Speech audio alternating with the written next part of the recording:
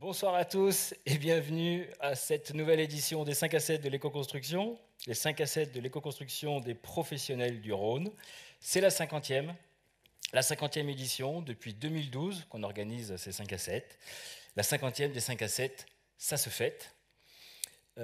Pour rappel, les 5 à 7, pour ceux qui ne connaissent pas forcément, c'est 4 éditions par an organisées par 7 partenaires que vous avez là. Je vais les citer, on les invitera à rejoindre la scène à la fin de l'édition. Julien Quentin de l'État, la DDT, Sylvain Chirat de l'ALEC, Jessica Pagès de la LTE 69, moi-même, Olivier Pourny de la CAPEB, Andrea Macré avec moi de Fibois et Sylvain Mangili à la régie vidéo de la QC.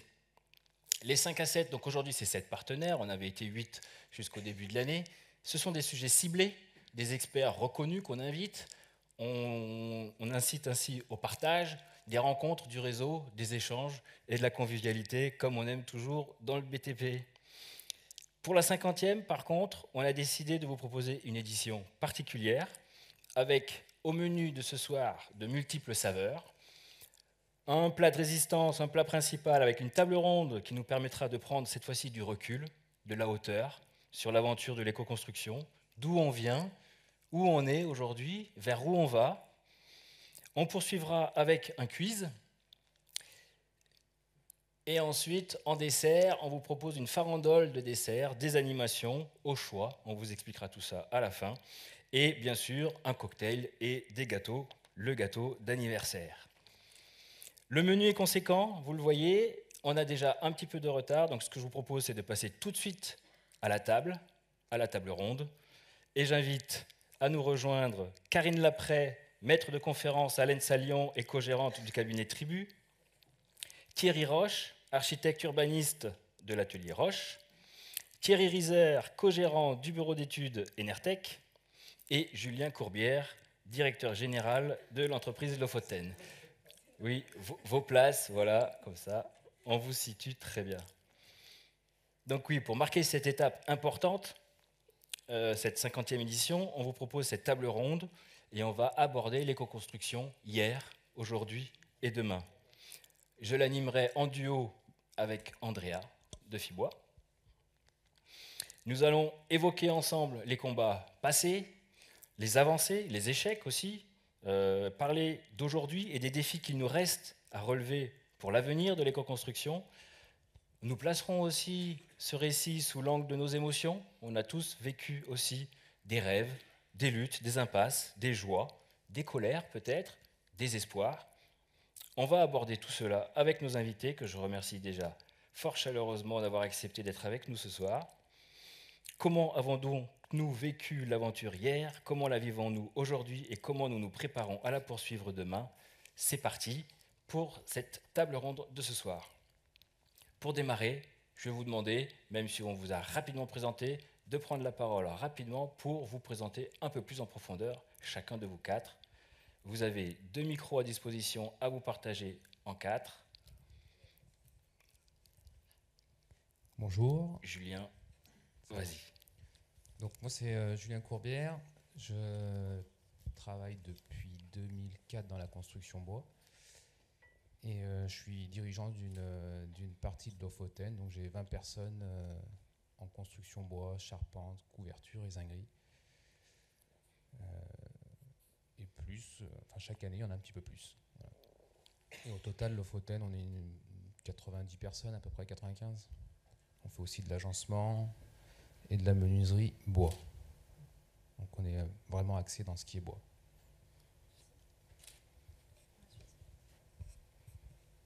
Bonsoir, donc Karine Laprey. Donc moi je suis avant tout maître de conférence à l'école d'architecture de Lyon, où j'adore mon métier évidemment.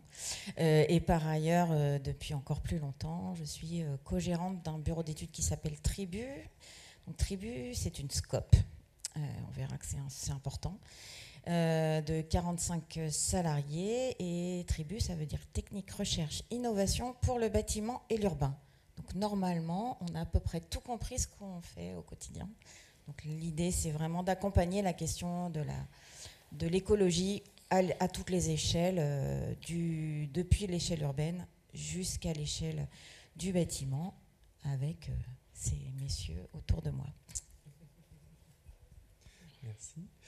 Eh ben, bonsoir à tous et à toutes. Donc, je suis Thierry Rieser, je suis co-gérant de la SCOP Enertech, une SCOP également. Nous, on est bureau d'études spécialisé dans le bâtiment performant, bureau d'études fluides, on fait de la maîtrise d'œuvre, on fait aussi des AMO, et puis ce qui nous caractérise, c'est qu'on fait des campagnes de mesure pour voir comment les bâtiments ils marchent dans la vraie vie, pas que sur le papier. Voilà, on est une trentaine aujourd'hui, on est basé dans la Drôme et on intervient un petit peu partout en France. Thierry Roche, donc je suis architecte urbaniste, j'enseigne à l'école des ponts sur la partie pont formation et à la Sorbonne sur les enjeux en fait, d'éco-conception en urbanisme. Voilà, on a été coloc ensemble à la Cité de l'Environnement pendant plusieurs années et aujourd'hui on est situé nous dans la Confluence, dans le champ de la Confluence, dans un bâtiment qui s'appelle Zadig Cité. Merci pour ces présentations. On va commencer par regarder en arrière, se retourner et faire un petit peu le point sur ce qui s'est passé ces dernières années. Avant de partir là-dessus, ce qu'on vous propose, c'est de compléter vos présentations, chacun, en nous racontant une histoire, un exemple, une anecdote, soit d'une réussite, soit d'un échec ou plutôt une fausse bonne idée que vous avez eue à l'époque, et ce que vous en avez retiré, ce que vous en avez appris. Donc voilà, on fait l'exercice chacun votre tour. Alors une anecdote, en fait c'est une anecdote qu'on a vécue avec Enertech sur l'école des ponts et chaussées quand on a répondu au concours, c'est un concours international et en fait on avait une méthode de travail ensemble avec toute l'équipe qui était vraiment intéressante, on voulait contribuer vraiment entre guillemets à sauver le monde, mais en tout cas faire un bâtiment très très performant et en fait on se battait contre les Autrichiens, contre toutes ces grandes agences. Et en fait, le jour où on est arrivé à l'oral pour présenter le projet, donc il y avait les Allemands étaient là, les Autrichiens, et en fait, on nous a tous dit, vous rentrez tous chez vous, parce qu'en fait, on a déjà délibéré à l'unanimité qui était le lauréat, donc on était tous énervés avec Olivier Sidler, je me souviens, on partait. Et en fait, on est venu nous rattraper pour dire qu'on était lauréat. Mais à travers ça, c'était un bâtiment on nous a demandé d'être énergie positive, on a proposé énergie positive tous usages. Et elle nous a demandé de redescendre en énergie positive simplement parce que ça ne rentrait pas dans les cases. On s'est battu, on l'a regradé. En fait, c'était surtout pour montrer que justement dans cette vision qu'on avait collaborative ensemble de toute l'équipe, en fait, je pense que ça a vraiment créé une émotion, un choc qui a permis de gagner ce concours. Je veux bien prendre la suite parce que je vais rebondir aussi sur le côté bâtiment énergie positive avec le vécu que j'ai eu sur le label E+, C-. Pour ceux qui ont vécu ça, c'était les prémices de la RE 2020 qu'on connaît aujourd'hui dans la construction neuve. Et on nous avait vendu depuis de longue date, vous allez voir ce que vous allez voir, la RE 2020, ce sera les bâtiments à énergie positive, ça va être trop bien, on va être trop fort, nous les Français. Et puis dans le plus c'est moi, on y croyait tous, hein. On a été nombreux à s'engager, y compris toute la communauté de VAD, à s'engager, à pousser les idées, pousser les façons de faire, les façons de calculer tout ça. Et puis voilà, grosse déception, hein. Pour nous ça a été vraiment la montagne qui accouche d'une souris. On croyait faire du plus C- énergie positive qui allait donner une RE 2020 énergie positive, et puis finalement la RE 2020 a complètement renoncé à cette ambition-là. Bon, on ne sait pas où c'est que le gouvernement veut qu'on mette le photovoltaïque, si c'est en plein champ, si c'est pas sur les bâtiments, je sais pas, voilà, à voir. Et puis aussi de la belle ambition de faire de l'analyse de cycle de vie systématiquement sur tous les bâtiments neufs. Finalement on a un calcul carbone qui se limite à un seul critère carbone, qui en plus c'est pas une vraie ACV, on sépare les éléments d'analyse, enfin bon, bref, je ne vais pas rentrer dans le détail, mais en tout cas, voilà, une certaine déception finalement de s'être engagé, d'avoir cru aussi, là aussi, sauver le monde, s'impliquer dans un truc dans lequel on croyait, puis finalement, ça a été un petit peu raboté, on va dire. Tu poursuis avec une anecdote positive ou Faut que tu montes le... Vous m'entendez ? Oui. Alors en fait, j'ai changé d'anecdote, évidemment. Alors moi, j'ai envie de parler d'une anecdote. Nous, au sein de l'agence et avec beaucoup d'architectes, on travaille beaucoup sur les questions de ventilation naturelle. On y croit beaucoup, on est hors cadre et du coup, ça brouille tout le monde et ça perturbe tout le monde. Ça perturbe tout le monde tellement que dans un des projets qui nous a demandé beaucoup d'énergie avec l'agence Philippe Madec, des logements en ventilation naturelle à Saint-Nazaire. On a livré les bâtiments, on est super entouré, on est suivi, on a passé 3 ans de négo avec le CSTB pour la TEX, on a une mission de suivi du CRMA, voilà. Les bâtiments sont livrés et premier retour des habitants, ça marche pas. Ça marche pas pourquoi ? Parce que la ventilation naturelle, ça fait pas de bruit. Donc ça ne marche pas. Voilà. Merci. Julien, tu clôtures avec la dernière anecdote. Positive Une anecdote chantier, peut-être ? Positive ou négative? Positive. Parce qu'anecdote chantier, il peut y en avoir beaucoup. Moi, je vais avoir une petite anecdote. C'est récemment un maçon avec qui on a l'habitude de travailler. On a fait un bâtiment rénovation d'un bâtiment industriel plus bureau. Et ça s'est très bien passé. Et il m'a rappelé quelques mois après, il voulait qu'on se voit parce que il me dit la construction bois, c'est quand même en train de prendre. Notre métier de maçon, ça va être compliqué quand même de le faire tout seul. Il va bien falloir qu'on se mette à comprendre et connaître un peu le bois. Je lui ai dit pas de problème, pas de problème pour le rencontrer. Du coup, je trouvais étonnant comme remarque. Puis une fois que j'ai raccroché, je me suis dit mais en fait, pourquoi aujourd'hui? Parce qu'avant aussi, on posait des charpentes sur des bâtiments en béton. Pourquoi aujourd'hui, il se pose la question de mettre du bois dans le bâtiment? Il y en avait déjà avant, tout simplement. Ok, merci beaucoup pour cette introduction. À la lumière de ces exemples, donc on s'est positionné dans le passé, l'éco-construction hier, comment avons-nous vécu l'aventure? Vous nous avez déjà défriché un petit peu le terrain à travers ces exemples précis, mais avec l'ensemble de vos expériences vécues, quel regard vous portez sur ces 15 dernières années en matière d'éco-construction? La question est large, mais on va commencer ainsi avec Karine. Un regard sur ces 15 dernières années. Alors moi, j'aimais remonter à plus que 15 ans parce que finalement... 16 ou 17. Ah, on va montrer plus loin. Moi, je suis presque à 30 ans. Voilà, ça c'est l'âge qui aide en fait. Mais c'est bien de se poser sur ce qu'on a fait aussi. Alors moi, je reviens assez régulièrement et de plus en plus à ma première expérience. C'était le début de la démarche haute qualité environnementale, ou dit HQE, que nous n'emploierons plus jamais. Enfin bref, la qualité environnementale dans les bâtiments. Et c'était les premières opérations, alors celles que j'ai eu la chance de suivre à mes débuts de toute jeune ingénieure. C'était le lycée de Caudry, dans le Nord-Pas-de-Calais, conçu par Lucien Kroll. Alors évidemment, c'est une expérience incroyable, c'est un architecte incroyable, une équipe incroyable, et c'était un bâtiment en conception-réalisation. Donc ça aussi, c'était assez incroyable aujourd'hui. Voilà. Donc premier bâtiment avec des ambitions. Alors on a coché toutes les cases. Globalement, on retourne aujourd'hui, on ne pourrait pas faire ce bâtiment aujourd'hui. C'est ça la grande question, la grande leçon, c'est qu'aujourd'hui, alors on en parlait en aparté, mais à l'époque, on a fait de la construction bois.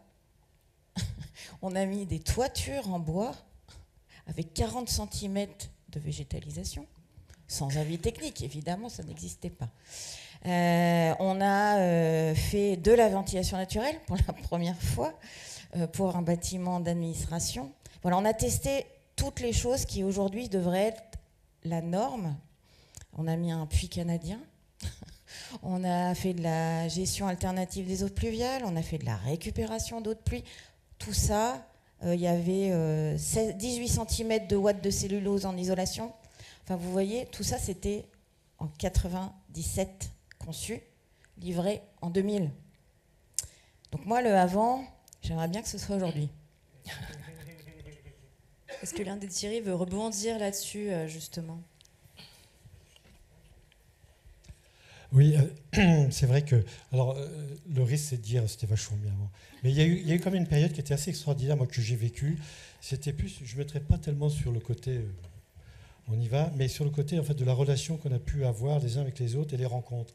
Moi, je sais qu'en fait, c'était extrêmement intéressant. C'est que tout d'un coup, recherchant du sens dans mon métier d'architecte, tout d'un coup, la rencontre de, effectivement, à Bornarel, enfin voilà, Inertech avec Olivier, enfin tout ça. C'était des rencontres et c'était des rencontres humaines où on se posait la question de dire mais finalement à quoi on a envie de contribuer et tout d'un coup de partir sur des aventures et qui étaient avant tout des aventures humaines qui nous amenaient dans des trucs dingues où on dit et si on faisait ça et du coup ce qui nous emmenait d'ailleurs sur un petit côté en disant bah, on va essayer de faire d'être toujours plus performant, toujours mieux, toujours monter les curseurs, mais avec une grande liberté. C'est-à-dire qu'on n'avait pas des gens qui étaient derrière à contrôler est-ce que votre coefficient d'un tel est respecté. On avait quand même cette liberté parce qu'on s'auto-apprenait. Et en fait, finalement, ça déclenchait des silos qu'on avait entre les ingénieurs et les architectes et l'ensemble de la profession, voire les entreprises. Et on arrivait à travailler. Alors, il y a les Hautes-Feuilly qui est un exemple, et puis on en a fait d'autres, mais où on travaillait avec l'entreprise, le savoir-faire de l'entreprise qui nous amenait un vrai savoir, et l'ingénieur qui découvrait qu'il y a aussi l'architecture pouvait l'intéresser. Suzanne Déhoux, à l'époque médecin. Enfin voilà, on était un certain nombre de gens, puis on partait sur des aventures. Et l'environnement devenait une aventure. Alors peut-être qu'on est peut-être un peu trop loin de temps en temps parce qu'il y a un petit côté aussi où quand vous avez, il y a le goût quand même de la performance, hein, de faire les premiers bâtiments énergie positive, tous usages, après les premiers bâtiments passifs, il fallait toujours quand même aller monter parce qu'il y avait une espèce de concurrence sympa avec tous les autres bureaux d'études et confrères architectes, mais on était un peu là-dedans. Mais on était quand même dans un mouvement qui, pendant des années, a été super intéressant jusqu'à ce qu'on voit arriver justement une espèce de formalisation. Parce qu'un problème, un ingénieur, une certification, une procédure et tout ça, et tout d'un coup, ce carcan qui commence à s'enfermer. Donc, on a vu cette progression arriver, et quand on voit la progression arriver, donc, dans ces 15 dernières années, je trouve que le risque, mais on en parlera, c'est justement de recloisonner des choses, parce qu'on a affaire à tellement de spécialistes hyper intéressants dans leur domaine. Mais aujourd'hui, les équipes sont des équipes mais qui sont ingérables parce qu'on a géré des égos dans lesquels on n'a pas le temps de faire justement la connaissance qu'on avait de cet échange hyper intéressant autour d'un bon verre, d'un bon repas. Mais pour refaire le monde, là, on est sur des systèmes, il faut aller très vite, avec énormément d'intervenants, je disais d'égos, et avec un temps qui se réduit. Thierry, peut-être oui, en tant que bureau d'études, tu as déjà évoqué plus c'est moi, mais peut-être revenir, peut-être repartir encore plus loin. La RT 2000, RT 2005, RT 2012, comment tu l'as vécu? Alors, si je peux intervenir juste, RT 2005, c'est quand, vu que j'ai commencé en 2004, je suis arrivé avec la RT 2005. Et RT 2005, de souvenirs à peu près, on mettait 20 cm d'isolation dans le toit et c'était déjà une révolution par rapport à la réglementation d'avant. Donc on part de là quand même. Donc aujourd'hui, on n'est plus trop à 20 cm dans le toit, mais beaucoup plus. On a compris que c'était quand même assez important d'isoler sa toiture. Donc je trouve que là-dessus, on a plutôt évolué de façon positive. Et je pense que de manière globale, sur l'isolation des bâtiments, on a compris qu'il valait quand même mieux isoler son bâtiment que de chauffer son bâtiment. Je pense que là-dessus, il y a quand même une bonne évolution. Et à l'époque, nous, on n'était pas trop dans la compétition, justement. On se posait plutôt la question de faire des bâtiments qui étaient simplement agréables à vivre pour nos clients, quoi. Donc avec la réflexion, alors on faisait du bois. La question qu'on nous posait souvent, c'est le bois, c'est plus isolant. On nous disait, le bois, c'est plus isolant.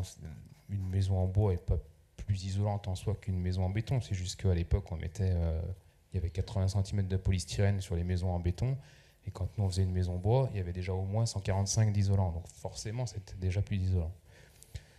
Et après, il y a plein d'autres sujets dans le même genre, avec les isolants minces. Enfin, on peut en parler longtemps. Voilà. C'était à peu près la même année. Bah super, ça me va bien que tu aies rebondi sur la construction neuve. Moi, je serais bien parti aussi sur la rénovation, Ouais. parce que c'est un pan tout entier du bâtiment performant aujourd'hui qu'il ne faut vraiment pas oublier. C'est même la priorité des priorités aujourd'hui. Et c'est vrai que si je regarde dans le rétroviseur, on a parlé d'Olivier Sidler, le fondateur d'Enertech tout à l'heure, dans la super équipe qu'on a montée ensemble et tout. Olivier, ça fait depuis le début qu'il milite pour la rénovation performante type BBC, mais avec des bouquets de travaux précalculés, là, les solutions techniques de rénovation, les STR pour ceux qui connaissent. Et c'est quelque chose qu'on porte depuis maintenant 20 ans, 30 ans, je pense.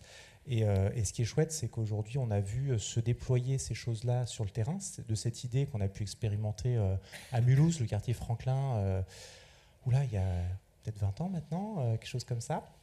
Et puis c'est passé après avec l'initiative Dorémy pour accompagner les rénovations de maisons individuelles, qui était incubée comme ça tout petitement dans l'Institut Négawatt, qui est devenu aujourd'hui une entreprise à part entière et qui fait plutôt une centaine de rénovations de maisons par an aujourd'hui, quelque chose comme ça. Et finalement, aujourd'hui aussi, on a eu l'opportunité de faire une campagne de mesure avec le financement de l'ADEME sur une centaine de maisons rénovées BBC, et où on voit toute la pertinence, la performance réelle de ces maisons rénovées à un niveau très performant, la satisfaction des ménages. Tu parlais du confort avant tout des personnes qui habitent dedans. On est très loin des passoires thermiques que les gens ont connues. On est sur quelque chose de confortable en été et en hiver, ce qui était aussi une inquiétude qu'on avait à l'époque, qui finalement se passe très bien sur le terrain, des bons résultats en qualité d'air intérieur, voilà tout ça.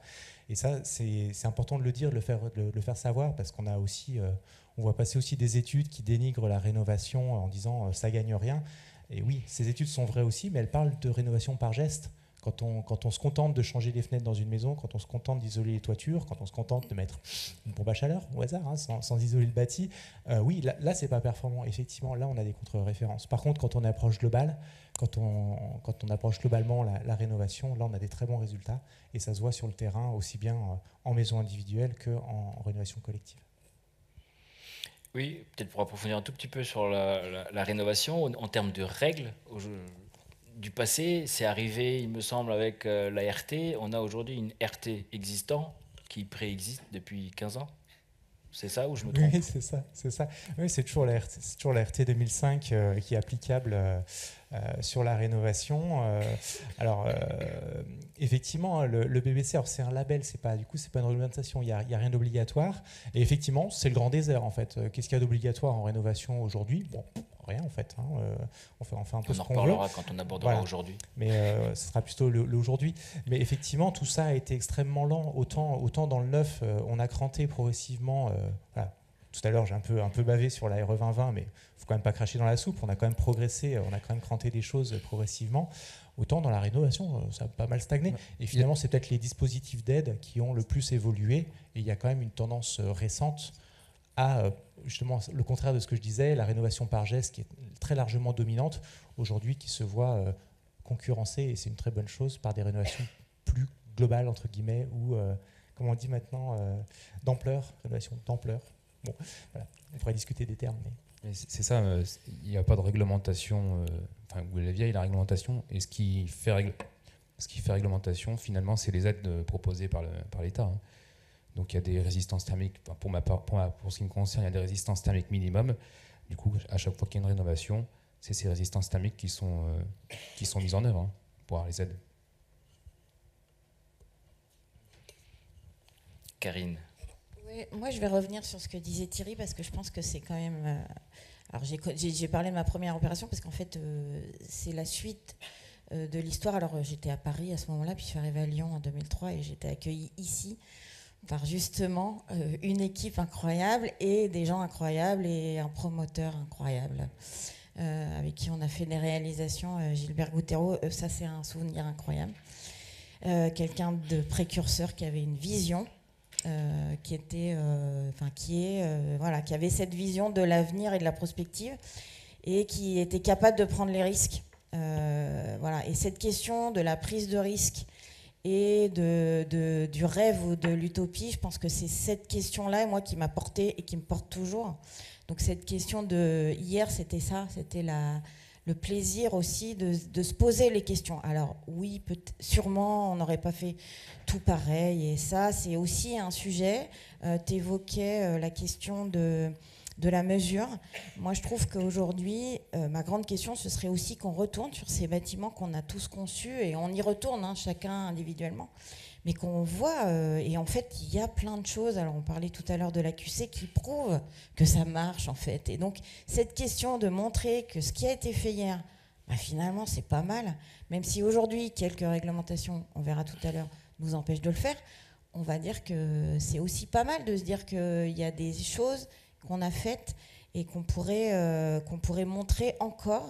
Alors qu'on montre, alors j'ai pas donné ma troisième casquette tout à l'heure, mais je suis membre du bureau de l'association Ville et Aménagement Durable, hein, qui est créée en 2004. Et du coup, ça aussi, c'est des lieux où l'idée, c'était de partager. Le départ de cette association-là, c'est le partage des modes de faire et de faire ensemble. Et c'est vraiment ça, je pense, qui est vraiment ce qu'on retient des années d'hier. Des années passées. Julien, peut-être pour compléter, pour parler un petit peu entreprise de mise en œuvre, on a effectivement tendance à se dire c'était mieux avant, mais je crois qu'il y a 2-3 sujets, notamment des sujets de prix et de décomposition de coûts qui sont peut-être un peu plus transparentes aujourd'hui. Qu'est-ce que tu veux nous dire sur les postes qui sont apparus ? Alors oui, quand on répond, enfin je pense notamment quand on répond sur les appels d'offres, avant on n'avait pas forcément de poste, je pense, sécurité ou de poste études structure pour ce qui était des charpentiers. Des réponses qu'on m'a déjà fait, hein, c'est oh bah, de toute façon le charpentier il calcule sa structure lui-même. Donc on avait ce genre de réponse. Alors que le lot maçonnerie, lui, il avait toujours son poste bureau d'études. Donc ça, maintenant, ça a vraiment évolué. Il y a de plus en plus de bureaux d'études bois. Pareil, il y a beaucoup de personnes qui se forment dans le domaine du bois. Et maintenant, à chaque appel d'offres, on a un poste études et un poste sécurité, globalement, qui n'était pas forcément mis avant. Et la sécurité, ça devient un enjeu majeur. On a énormément de contrôle, beaucoup plus de contrôle qu'avant, ça c'est sûr et certain. On en met toujours plus de la sécurité. Après, je ne vais pas me cacher, hein, on n'est pas parfait, nul n'est parfait. Le risque zéro, il n'existe pas. Et d'ailleurs, ce n'est pas parce qu'on met de la sécurité partout qu'il n'y aura pas d'accident. Il y en aura toujours, mais on le limite. Voilà. Tu parlais du coup de bureau d'études, de structure, de conception. Est-ce que du coup sur les dernières années jusqu'à aujourd'hui, tu as vu une différence ? Est-ce qu'aujourd'hui les projets que vous recevez chez Lofoten, ils sont mieux conçus ? Ou est-ce que, bon, pas forcément, comment tu as perçu les choses ? Alors globalement, si. Pour ce qui me concerne, pour la partie bois, il y a beaucoup plus de travail en conception. Les architectes travaillent beaucoup plus aussi avec les entreprises. Enfin, nous, on a quand même quelques architectes partenaires qui nous consultent avant, quand ils conçoivent les projets, pour être sûr que ce soit calibré correctement. Comme je disais, il y a de plus en plus de bureaux d'études bois, donc pour les architectes, j'imagine que c'est plus facile de trouver un partenaire quand ils sont sur des avant-projets pour concevoir des trucs qui peuvent se monter au final. Ça arrive encore de temps en temps qu'on ait des projets à remodeler alors qu'ils ont été chiffrés, etc. Mais de moins en moins quand même. Merci. Alors je pense qu'on va tourner cette page du passé pour se positionner maintenant présentement, à l'heure du présent. Merci Sylvain de passer au présent. L'éco-construction aujourd'hui, comment on la vit ? Alors pareil, on a jeté des mots, on a jeté des images, n'hésitez pas à vous en inspirer. On parle beaucoup de bois depuis quelques minutes. Julien, est-ce que la filière bois s'en sort bien aujourd'hui ? Est-ce qu'elle a tiré son épingle du jeu ? C'est l'impression qu'elle donne. On voudrait avoir ton avis. Aujourd'hui, comment tu sens ce matériau bois arriver sur le marché ? La filière bois, elle est encore en plein développement, du fait qu'il est de plus en plus demandé de matériaux renouvelables dans les bâtiments. Donc matériaux renouvelables, tout de suite on pense au bois. Donc la conception va avec, il y a beaucoup plus de bois dans les bâtiments, la filière se développe, il y a de plus en plus de gens formés. Les écoles pour l'instant trouvent toujours des candidats pour se former à la construction bois. Il y a d'autres domaines où c'est beaucoup plus difficile. Je sais que nous on fait aussi de la zinguerie, par exemple. Zinguerie, c'est un métier qui est totalement méconnu et les écoles n'arrivent pas à remplir leur formation. Donc, alors que c'est un métier formidable, hein, et c'est nécessaire. Mais sur la partie bois, il reste il y a encore une noblesse du métier. C'est-à-dire que les compagnons qu'on a, ils sont intéressés par leur travail. Et ça se voit sur les chantiers. Si on travaille avec d'autres corps d'État, hein, plaquistes, peintres, les plombiers, enfin voilà, électriciens, tout le second œuvre, les maçons. Et on voit bien sur le chantier que la corporation des charpentiers apporte plus d'intérêt au travail qui est produit. Alors ça, pour l'instant, ça tient, ça dure. Ça dure si on continue d'amener de l'intérêt au métier. Donc avec le fait qu'il y ait plus de bois, à mon sens... Hein, on en parlera sur demain. Okay. Ouais. Merci. Peut-être justement, on va en reparler de la RE 2020, on va vous donner la parole Thierry et puis Karine. Mais pour revenir là-dessus, il y avait sur le côté bois, il y a un petit peu la folie de mettre du bois un peu de partout. Comment vous le voyez arriver dans les projets? On va essayer d'économiser la matière, parce que malgré tout, c'est bien de mettre du bois, mais il faut le mettre au bon endroit, l'utiliser à bon escient. C'est-à-dire il faut concevoir un bâtiment en bois du départ, pas concevoir un bâtiment en béton et ensuite se dire mince, où est-ce qu'on va mettre le bois? Parce que à titre d'exemple, faire des pergolas en lamellé-collé, c'est mal challengé là, c'est pas possible. Parce que ça c'est le truc, on voit bien. Enfin moi j'ai reçu des projets, je vais dire il y a 1 an ou 2 ans, avec des pergolas en 12-32, enfin vous voyez des sections qu'il n'y avait même pas dans la charpente, juste pour avoir le volume de bois nécessaire. Donc là on est dans la mauvaise utilisation du bois. Donc ça, Karine, c'est plus le boulot des architectes qui voudront peut-être témoigner de ça. Ce sujet du bois à tout prix, on verra après, on parlera en réglementation. En fait, aujourd'hui, c'est assez terrible cette question du volume de bois. On fait des contre-références, clairement, là-dessus. D'abord, certainement qu'on ne le met pas où il faut et on aura des sinistres, certainement, plus tard. Ça, c'est un autre sujet. Il y a des idées précises déjà? Mais sur le bois qu'on met partout, je sais pas, j'ai un truc comme ça, le béton de bois, là j'adore le béton de bois, où on met du béton plus qu'avant, enfin plus de ciment en fait, puis du ciment et on rajoute du bois dedans, parce que comme ça, en calcul carbone, c'est génial, on est meilleur qu'un structure bois paille. Et c'est vrai que ça pose quand même des questions. Ça introduit la question du calcul et du tableur. Je sais que ça, c'est une grande question autour de la table. Oui, c'est là où je pousse mon coup de gueule. Hein, non, en fait, il y a quand même un truc, c'est que, en tout cas en tant qu'architecte, quand on passe son temps aujourd'hui devant nos écrans à essayer de réguler les tableurs de chacun, à se dire, tiens, mince, on me dit qu'il me manque de bois, je rajoute du bois alors j'en ai pas besoin, enfin structurellement. Oui, mais tu en as besoin dans ton calcul. Ok, on rajoute du matériau alors que justement on va vers la frugalité. Et en fait, on est tiré par plein de curseurs qui n'ont pas de sens. Et pour avoir travaillé notamment à Madagascar, il y a un peu de terre, vous avez quelques arbres et puis un filet d'eau, puis il faut construire une cité d'étudiants. Là, vous devenez intelligent parce que vous prenez ce que vous avez et puis vous y allez. Puis alors vous allez dire le bon sens, oui, mais c'est quand même... voilà, il y a des éléments. Aujourd'hui, on se trouve devant une espèce d'hyper-technocisation de notre métier qui fait qu'on perd quand même une âme. Alors je le dis en tant qu'architecte, je veux dire qu'on désincarne. Quand on désincarne, on voit nous, les jeunes, arriver à l'agence qui sont plein d'utopies. On leur dit, attends, d'abord, tu vas regarder ton AVC, ton bilan carbone, puis tu vas essayer, voir ce que ça donne. Ton ACV, peut-être. Alors avant là, l'AVC. Donc, c'est vachement sexy. Et ce qui fait que... Non, je fais un peu... voilà. Ah oui, voilà. Ça, c'est excellent. D'ailleurs, je le ressortirai parce que je trouve ça très bon. Parce qu'on est on arrive dans la thrombose, en fait, d'un espèce de ras-le-bol. On se dit, mais on ne voit plus la vision de notre métier. Simplement, une chose, c'est que durant toutes ces années, nous, on a fait un retour sur nos opérations, un retour sociologique où on a, avec Gaëtan Brisper, pour ceux qui le connaissent, qui est sociologue, puis on a fait avec d'autres, pour voir, mais est-ce qu'on vit bien dans ces bâtiments performants? Et ça, pour moi, ça m'intéresse. Est-ce qu'on donne du plaisir dans un bâtiment très performant? Qu'est-ce qu'on a justement à modifier? Qu'est-ce qu'on donne comme lisibilité à long terme d'habiter et de se payer un bâtiment performant? Plutôt que de savoir si le bâtiment il a une empreinte, il a tout ce qu'il faut au bon endroit, mais qui ne fait pas forcément un bon projet. Donc voilà, on est sur un peu aujourd'hui.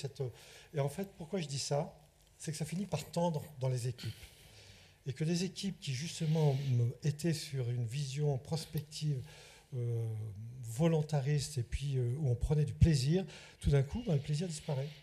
Mais vraiment, hein, on est à la fois dans l'urgence, dans un plaisir qui disparaît, à répondre à des choses, et en fait, on se dit, mais qu'est-ce qu'on est en train de faire? Et on est en train de perdre nos plus jeunes, qui, eux, découvrent ça, et puis ça ne les amuse pas du tout, quoi. Ils n'ont pas été formés pour ça. Et donc, on parlera justement de demain, parce qu'il y a quand même des points positifs que je vois arriver aussi. Mais on en est là un peu, voilà, dans cet entre-deux. Et il ne faudrait pas qu'on se sépare, parce qu'en faisant ça, on va séparer aussi des entreprises qui nous voient arriver avec toute notre armada d'ingénierie et qui se disent, mais attendez, qu'est-ce que vous me racontez, déjà entre vous, vous n'êtes pas d'accord? Donc on risque en fait comme ça. Et puis alors, je ne parle pas du maître d'ouvrage, qui lui essaye comme il peut, parce que c'est de moins en moins sachant, d'essayer de tenir un peu tout le monde dans les équipes et de finalement plus comprendre grand-chose. Il voit qu'une chose, c'est que ça finit par lui coûter cher. Donc, force de ce constat-là, heureusement, ce n'est pas dans toutes les opérations, mais je pense qu'il va falloir qu'on redonne un peu une ligne de conduite et en fait du sens à ce qu'on fait. Thierry, une réaction? Ouais, Parce que tu es attaqué directement, là, c'est un peu la RE 2020, c'est un peu le bureau d'études, non? Alors, je ne me sens pas attaqué du tout, parce que justement, je suis complètement d'accord. En fait, ce que tu illustres, Thierry, c'est vraiment le fait qu'on a aujourd'hui des modes de calcul qui sont tellement focusés sur quelques critères précis qu'on perd le sens global de ce qu'on est en train de faire. Et j'en reviens à une histoire de critères carbone tout seul, critères énergie tout seul. C'est très bien.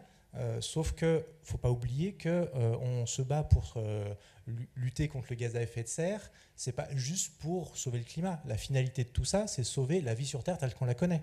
Donc la vraie finalité, c'est la biodiversité. C'est la vie sur Terre, d'accord? Donc si au motif de faire des puits carbone, on massacre les forêts, en fait, on se tire une balle dans le pied, on fait tout le contraire de ce qu'il faut. Si pour... je vais sortir du sujet, du bâtiment, mais si pour faire rouler des voitures décarbonées, on a besoin de tellement de lithium qu'on va aller creuser toutes les mines du monde, chercher du lithium dans le sol, on se trompe aussi. Si on parie sur la séquestration carbone demain pour boucler un bilan carbone, on se trompe aussi. Donc c'est là où on a besoin d'avoir une démarche qui fait sens. Et là, j'ai aussi changé de casquette 5 secondes. Je fais aussi partie de l'association Négawatt. Je fais partie de la compagnie des Négawatts et légèrement contribué au scénario sur le volet bâtiment et sur le volet matériaux du bâtiment en particulier. Et aujourd'hui, on a vraiment besoin d'une vision de la transition énergétique qui n'est pas juste monocritère carbone. C'est évidemment indispensable, mais on a aussi besoin de vérifier que les scénarios ils bouclent.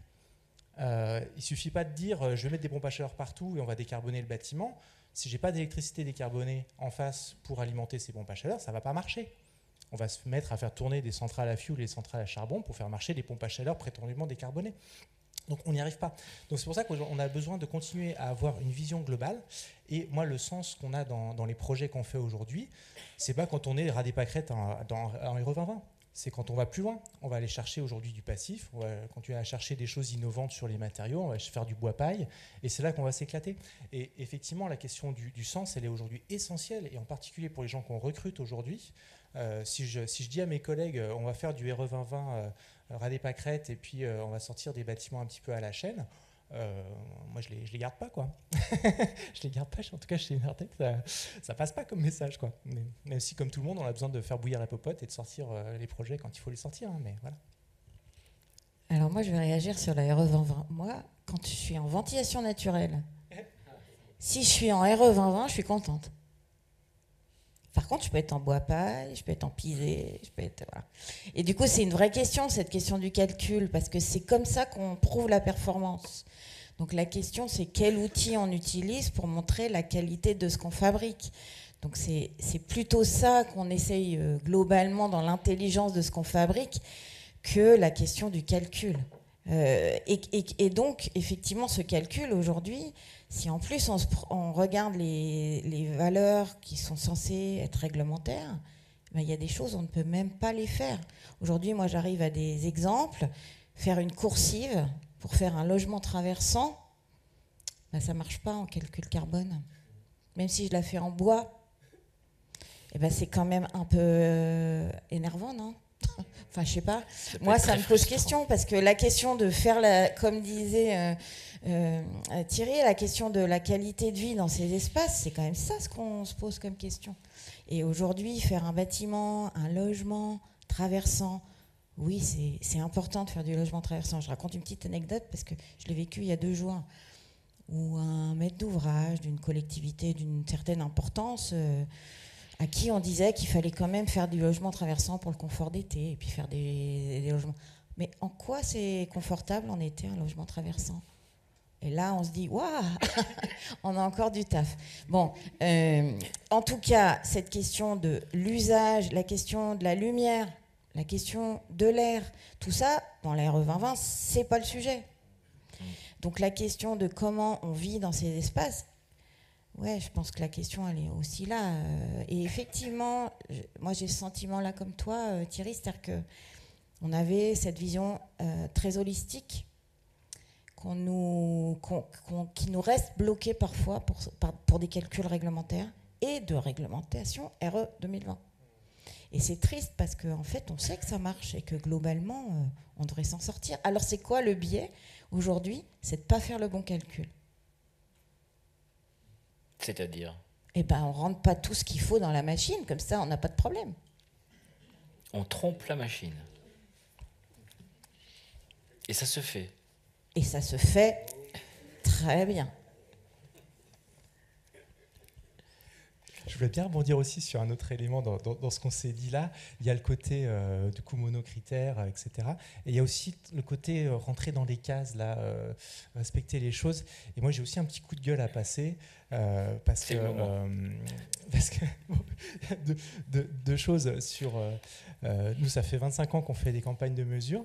Et puis, nos maîtres d'ouvrage, de temps en temps, nous disent bah, ce serait bien que vous ayez une qualification qui va bien pour faire des mesures et des audits machin instrumentés. Et puis du coup, tout gentiment, nous on va faire notre qualification au PQIBI, là, tout ça, machin. On envoie nos références, tout ça, nos super rapports comme ça, 400 pages, machin. Et puis on s'est fait bouler. On n'a pas obtenu notre qualification. Parce que nos rapports, ils rentrent pas dans les cases. Ils sont trop complets, trop pas comme il faut. Nous, on utilise de la STD, pas du calcul RT. On utilise de la mesure, pas du pifomètre. Et on fait des rapports trop longs. Enfin, ça leur va pas, quoi. Ça rentre pas dans les cases. Et ça, c'est pour le côté mesure. Et j'ai eu le même témoignage aussi. Un petit bureau d'études alsacien, il m'appelle. Je sais même pas pourquoi il m'appelle moi. Enfin, voilà, Enertech, help, j'ai un souci. Pourquoi il s'adresse à moi ? C'était bizarre. Parce qu'il a regardé. Il n'avait pas d'autres portes. Non, mais il n'avait pas d'autres portes en fait à qui s'adresser et il était paumé en fait. Et en fait, lui, ça fait des années qu'il fait de la réno en maison individuelle. Il a demandé un agrément Mon Accompagnateur Rénov. Et pareil, il s'est fait bouler. Parce qu'il fait des rapports de 40 pages, il analyse le bâti, il analyse le besoin du client, il discute architecture quand il machin. Il fait des rapports trop longs, la synthèse ne correspond pas au format qui est attendu, il n'a pas respecté les règles de calcul DPE, machin, lui il s'en fout, il fait de la STD, ou le Passive House. Il ne rentre pas dans les cases et aujourd'hui il n'est pas mon accompagnateur rénov et il ne peut plus bosser en maison individuelle parce qu'il ne rentre pas dans les cases. Donc on a aussi un petit problème avec ça. Alors voilà, aujourd'hui on se fait plaisir quand on bosse en dehors du cadre, mais on est quand même obligé, on est quand même ramené en permanence au cadre. Comme tu l'as dit. Oui, je me posais la question justement si, là on parlait beaucoup du RE 2020, donc de construction neuve, qu'on avait peut-être perdu un peu ce plaisir, des coups de gueule à passer, et je pensais qu'en rénovation on pouvait le retrouver, mais tu viens de me dire que finalement en rénovation aussi, il y a beaucoup de cases, de cadres, et que finalement le plaisir on l'a peut-être perdu aussi à ce niveau-là ? Non. Alors, avec le Vous système, trouvez encore du plaisir ? Oui, on travaille encore avec plaisir. Alors, dans le bois, on a eu l'habitude d'être en dehors des cases quand même. Maintenant, on est de plus en plus dans les cases, puisqu'il y a de plus en plus, effectivement, de réglementation, etc. Après, quand une réglementation sort, alors elle n'est jamais parfaite, hein, ça c'est sûr. Et au fil des années, ils cherchent quand même à l'améliorer. Moi, j'ai une petite anecdote. On a toujours fait du contre-ventement par l'intérieur en OSB, avec sans par vapeur, en scotchant les OSB, etc. Voilà. Et ça ne rentrait pas avant dans le DTU. Maintenant, ça rentre. Voilà. Mais il faut que, des fois, quand on est en dehors des cases, ça permet de faire évoluer la réglementation derrière. Parce qu'elle va suivre, parce que ça fonctionne, etc. Et dans mon accompagnateur Rénov et tous ces systèmes de rénovation là, qui sont quand même poussés par l'État, c'est pareil. Les règles du jeu changent. Alors, je trouve qu'elles changent beaucoup trop souvent, mais les règles du jeu changent, donc il faut sans arrêt s'adapter. Donc maintenant, il faut un MAR. Maintenant, les diagnostics, faut changer d'étiquette, il faut passer 3 étiquettes pour avoir un maximum de primes, etc. Et peut-être qu'en janvier, ce sera encore autre chose. Et peut-être que... Voilà. Donc ça change régulièrement et c'est pas évident de se mettre à la page. Et c'est possible d'être MAR, je pense, sans être très bon dans son métier, hein, en soi. On en trouve, hein. Non mais c'est vrai, hein. MAR, peut-être pour préciser, mon accompagnateur Mon rénove. accompagnateur rénove. Je sais pas s'il y en a dans la salle. Ils sont pas là. Ils sont pas là. Ça lance un petit peu demain, non? De justement comment on dépasse tout ça et comment on se projette vers l'avenir, parce qu'on va peut-être pas rester dans la mouise. On peut passer la diapo. Maintenant, si vous voulez vous appuyer sur aujourd'hui pour parler de demain, n'hésitez pas. Effectivement, l'éco-construction demain, comment vous vous préparez à poursuivre cette aventure et quel message vous auriez envie de passer pour vous projeter positivement? Parce qu'on a senti quand même de la frustration, voire des regrets de ce que vous avez pu vivre comme belles aventures dans les années précédentes. Mais comment on projette aujourd'hui le sujet de l'éco-construction pour continuer à avancer, et avancer dans quel sens? Je veux bien attaquer parce que effectivement, je garde un peu ma casquette négawatt pour un petit moment. Là, ce qu'on s'est dit sur le passé, c'est montrer qu'il y a eu plein de graines qui ont été semées, de choses qui ont fait leurs preuves sur le terrain, dans la satisfaction des usagers, etc. Et donc aujourd'hui, toute l'intelligence collective, là, c'est de réussir à faire pousser ces graines. Et bon, massifier, c'est peut-être pas exactement le bon mot, en tout cas démultiplier tous ces exemples, toutes ces belles réalisations, et on est en plein là-dedans. Et je garde la casquette négawatt pour dire que encore une fois, c'est important de garder ça dans une trajectoire nationale. Et c'est intéressant parce que avec l'ADEME, là, on a eu l'occasion de faire un travail de comparaison des différents scénarios de prospective énergétique entre les 4 scénarios de l'ADEME, le scénario négawatt, le scénario du Shift Project, le travail aussi de Bouget Consultant, nos confrères bureau d'études, sur la rénovation du parc. Et ce qui est intéressant, c'est qu'on est tous d'accord. Sur le fait qu'il y a une tendance démographique au ralentissement. Donc, ce qui veut dire que marginalement, on aura besoin de moins en moins de construire de bâtiments neufs. Donc ça, c'est quand même quelque chose qu'il faut garder en tête. Ça ne veut pas dire qu'on va arrêter de construire du bâtiment neuf, hein. On en a encore besoin, notamment on a besoin de logements sociaux. Donc ça, c'est une catégorie à part. Il faut continuer à construire du bâtiment social, évidemment. Par contre, le gros sujet, et c'est vraiment là où il y a le maximum d'enjeux, c'est la rénovation. Par rapport au rythme actuel de rénovation BBC, encore une fois, les graines sont là, on sait que ça marche. Maintenant, il va falloir arroser la graine sérieusement parce que c'est grosso modo x20 par rapport au rythme actuel, 20 fois plus. Donc, qu'est-ce que ça veut dire en termes de main-d'œuvre? Là aussi, il y a eu un travail qui a été fait par l'ADEME qui est très intéressant. Ça s'appelle Build Up Skills 2, BUS, Build Up Skills. Et il y a toute une projection sur comment on fait augmenter la main-d'œuvre et comment ça se croise finalement entre un peu moins de main-d'œuvre dans le neuf, beaucoup plus de main-d'œuvre en réno. Et ça fait un vrai vivier de recrutement finalement pour la filière bâtiment. Et ça, c'est un message très positif. Et on en revient aussi à la question du sens des collaborateurs, que ce soit en agence d'architecture, chez les bureaux d'études ou en entreprise. Aujourd'hui, c'est un message à faire passer. Il y a du sens dans le bâtiment parce qu'il y a de la performance à aller chercher. Et c'est là où on va réussir un pan important de la transition énergétique de demain. Pour rebondir, Thierry, sur tes propos, du coup, moi, j'ai utilisé des mots qui, en fonction à qui on parle, plaisent ou ne plaisent pas du tout, à l'inverse. Les mots massification et industrialisation. Effectivement, on va devoir à la fois continuer à construire pendant un temps en quantité et rénover derrière. Voilà, si on parle, je dirais peut-être, si on caricature, un promoteur, il va apprécier ces mots-là, puisqu'effectivement, ça va peut-être être de la rationalisation des coûts. Toi, Julien, qu'est-ce que tu en penses côté entreprise? Oui, alors, massifier, si c'est... on produit du mur bois, par exemple, nous, on répond sur une certaine taille de projet, on ne va pas au-delà, parce que les gars à l'atelier, on a une petite particularité, c'est qu'ils fabriquent et qu'ils posent. Et si on se retrouve à faire des milliers de mètres carrés de mur bois, on ne va pas être compétitif dans ce format-là. Et si je veux l'être, j'aurai plus mes gars. Il va falloir que je change mon personnel, parce qu'au bout d'un moment, massification, industrialisation, il faut acheter des machines à commande numérique, il faut mettre des gens derrière qui savent utiliser les commandes numériques. Si possible, qu'ils connaissent le bois, c'est mieux, mais le critère numéro 1, c'est qu'ils sachent faire marcher la machine, et c'est pas qu'ils sachent tailler du bois. Aujourd'hui, nous, on a des gens qui savent tailler du bois. Quand on fait de la rénovation, il y a beaucoup de questions qui se posent sur de la rénovation, puisqu'on va arriver sur quelque chose qu'on ne connaît pas, on va ouvrir le toit, on va découvrir, et il y aura à ce moment-là des questions qui vont se poser et des actions à mettre en place.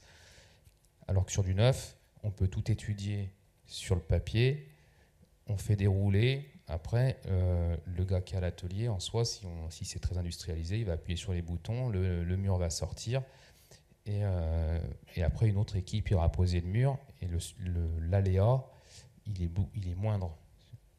L'aléa, ça va être plus l'aléa climatique ou des choses comme ça, que sur la rénovation, l'aléa climatique, d'ailleurs, il prend beaucoup plus d'importance. On rénove des maisons où les gens habitent dedans, on rénove des bâtiments où les gens habitent dedans. Je dis des maisons, mais ce n'est pas que des maisons, sur des immeubles, etc. On a rénové des bureaux, je pense, on avait fait des façades d'ossature bois sur des bureaux sur 3 niveaux, où les gens ont libéré une façade, on va dire une partie des bureaux sur la façade sur laquelle on travaillait, et ils travaillaient sur l'autre façade. Ça s'est avéré pas très efficace quand on utilise le perfo sur les murs en béton, parce qu'effectivement, ça résonne dans tout le bâtiment. Donc il y a d'autres enjeux. Quand on rénove un bâtiment, c'est quand même beaucoup plus technique que de construire un bâtiment neuf. Et pour mes gars, je sais que si on veut garder de la compétence, il faut garder de l'intérêt au métier. C'est ce que je pense. Ouais, c'est ce que tu m'as dit tout à l'heure. Et en même temps, tu m'as dit, on a en commande, on attend, elle va arriver, une petite commande numérique. Comment tu vas gérer du coup tes équipes qui auront du coup maintenant des boutons? Je forme tout le monde dessus pour qu'ils puissent tous travailler dessus. Le secret, c'est la polyvalence et les faire tourner sur... Ouais. Alors, nous, on a des salariés qui sont partis, qui sont revenus. Alors ça, moi, je trouve ça génial. Il y en a qui n'aiment pas quand les gens partent de chez eux. Mais c'est très bien. Ils partent, ils vont ailleurs, ils reviennent. Et ils ont vu ce qui se passait ailleurs, ils ont vu ce qui se passait chez nous. Alors, c'est pas pour se vanter ou quoi. Mais ce qui ressort de ça, c'est que faire tout le temps la même chose, c'est pas intéressant. Ça peut intéresser pendant un temps, et au bout d'un moment, l'intérêt au travail, c'est quand même de faire des choses différentes. Je veux dire, même au niveau des beaux projets, enfin des projets d'architecture ou des projets que moi je vais faire, si on faisait tout le temps le même projet, ça ne durerait pas 20 ans. Karine, tu veux peut-être rebondir sur la massification? Je sais que toi, c'est le mot coopératif peut-être qui te parle. Oui, la question de la... Pour moi, il y a une question, mais c'est vraiment intéressant d'avoir ton retour, Julien, parce que c'est la question du territoire. Alors, nous, la question de l'échelle du territoire, pour moi, c'est celle-là qui est majeure. Aujourd'hui, un territoire, ça veut dire aussi un modèle économique, un modèle social, un modèle de vie, un modèle d'agriculture, un modèle d'alimentation. Et c'est tout ça qui va faire qu'au global, on va pouvoir augmenter la qualité de ce qu'on fabrique ou de comment on vit. Et du coup, massifier, c'est aussi se dire qu'on va industrialiser, fabriquer loin pour amener quelque chose ici.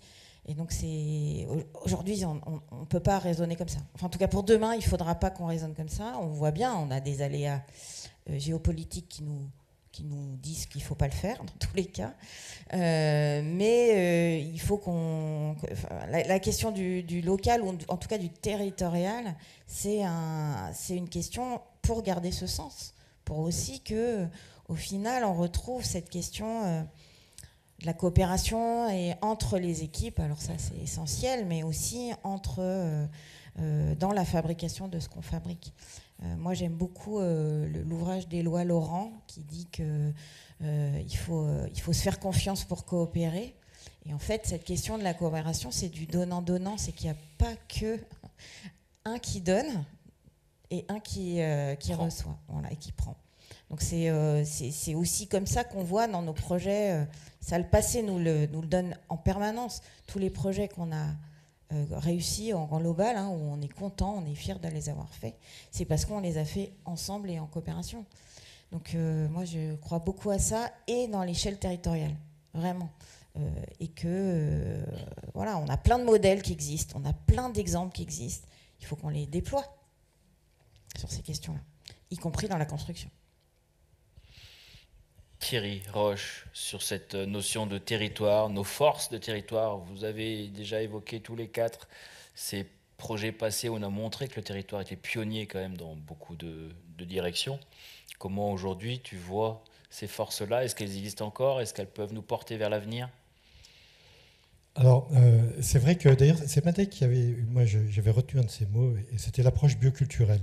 Je trouve que finalement, de passer du bioclimatisme un peu technique, voilà, ingénieur, au bioculturel est extrêmement intéressant. C'est-à-dire que finalement, on est tous, le paysage est issu d'une culture, d'une histoire, et d'une culture qui relate la qualité que pouvaient avoir les gens d'une société. En fait, donc chaque territoire a sa propre histoire, ses propres liens. Et en fait, c'est vachement intéressant de recomprendre ce qui s'est passé, de pouvoir travailler avec les forces locales, l'histoire locale, pour poursuivre en fait ces histoires-là. Et ces histoires-là, elles sont aussi environnementales, puisqu'effectivement, une culture prenait en compte son environnement, mais très global, donc y compris culturel. Et redonner tout d'un coup un fil d'une histoire, c'est redonner aussi du plaisir. C'est-à-dire que quand vous racontez un projet, que vous le resituez dans un contexte et vous donnez à savoir ce qui s'est passé avant et ce qui va se passer après par rapport à un lieu et par rapport à des hommes, tout d'un coup, vous allez intéresser un maître d'ouvrage, vous allez intéresser la population à qui s'adresse. Quand on fait des réunions publiques et que vous parlez du territoire aux gens du territoire, c'est différent que si vous allez leur dire, écoutez, on va travailler en hors-site en mettant des bungalows qu'on va superposer qui viennent de gauche à droite.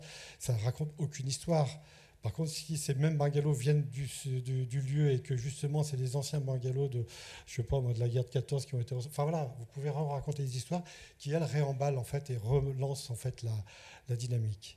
La bonne nouvelle aussi, quand même, dans cette vision qu'on a aujourd'hui sur l'environnement, notamment sur la partie de la réhabilitation, c'est de se dire, finalement, c'est peut-être une connerie de détruire et il faut conserver. C'est que tout d'un coup, ça amène à se dire, mais ouais, n'importe quel bâtiment peut être en fait réenchanté.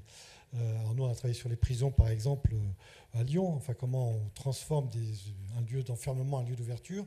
Ça donne aussi un récit d'une histoire en même temps que ça donne la capacité d'avoir un projet environnemental. Et ça n'empêche pas. Le problème, c'est qu'il ne faut pas faire un projet environnemental, il faut faire un projet culturel qui tout d'un coup trouve sa place dans son histoire par rapport aux hommes qui sont autour. Quand on travaille là dans nos bureaux, on s'est installé donc dans un ancien garage du marché-gare, c'était d'un lieu qu'on venait pour faire réparer sa voiture. On vient aujourd'hui presque pour se réparer parce c'est un lieu où on vient parler de plein de choses. Il est à la fois technique, c'est-à-dire qu'on a poussé tous les curseurs environnementaux. On est au 4C2 si ça parle encore à quelqu'un. On produit 2,5 fois plus d'énergie qu'on en consomme. Mais le problème, il n'est pas là. À la rigueur, on s'en fout.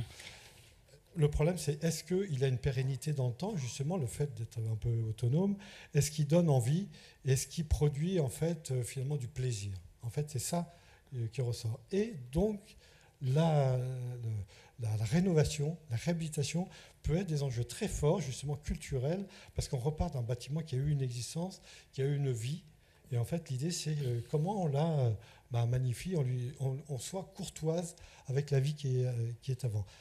Le terme de courtoisie, je ne le dis pas par hasard, parce que d'ailleurs le mot urbanisme, quand on est urbain, c'est qu'on est courtois. Et la courtoisie est peut-être la chose la moins bien partagée aujourd'hui, et pourtant c'est la chose qui permet de prendre soin de l'autre dans une équipe, de prendre soin des bâtiments sur lesquels on va installer une réhabilitation, ou d'un site sur lequel on va construire et être en courtoisie avec ce qu'il y a autour et avec l'histoire qu'on va installer. Je confirme que sur le chantier, la courtoisie aussi est de moins en moins bonne. Pendant qu'on préparait cet échange, tu nous as parlé, Thierry Roche, du coup, de la place du maître d'ouvrage, et on avait trouvé ça quand même assez intéressant. Si tu peux nous en dire un mot. Oui, en fait, le problème, c'est que un maître d'ouvrage, alors je vais parler je vais aller dans le dur, un promoteur privé, donc le méchant de la bande. En fait, non, moi j'ai connu des gens extraordinaires, j'en connais encore qui sont extraordinaires.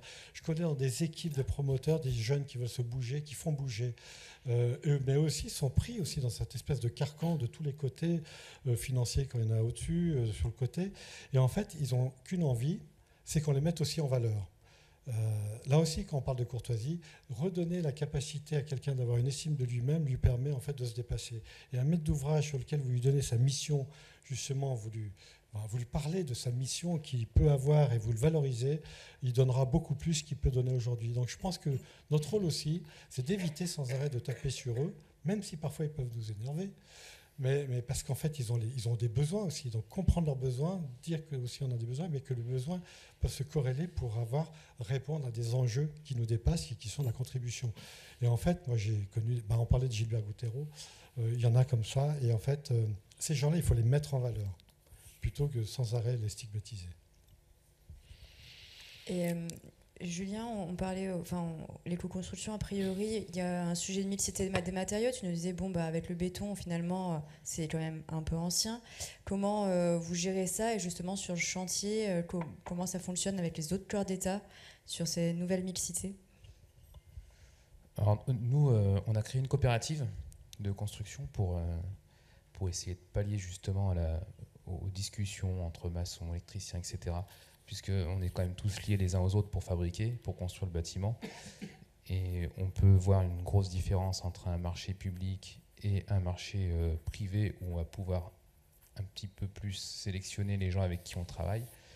Quand on ne sélectionne pas, globalement, il y a toujours une entreprise, voire deux, avec qui ça ne se passe pas bien. Et il suffit pas de beaucoup, hein. Une entreprise sur le chantier peut foutre le bordel sur 10 autres entreprises, hein. La place de l'OPC, tu nous disais. La place de l'OPC est primordiale. Alors, un mauvais OPC, le chantier se passera forcément mal. Un bon OPC, ça se passera pas forcément bien, mais il y a beaucoup plus de chances. Et puis par rapport à avant aussi, ce qu'on voit sur les marchés publics, c'est les AMO, assistants à maîtrise d'ouvrage. Donc les communes en utilisent de plus en plus, et je trouve que c'est vraiment plus confortable en tant qu'entreprise, et je pense pour les architectes aussi.